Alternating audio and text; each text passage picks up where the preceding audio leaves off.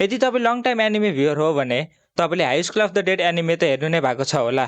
अहिलेसम्म यसको एउटा मात्र सिजन आएको छ जसमा 12वटा एपिसोड रहेको थियो।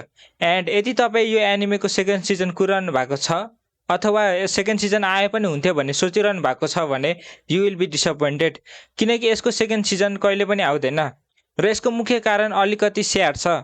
And that is the author Daisuke Sato is already dead.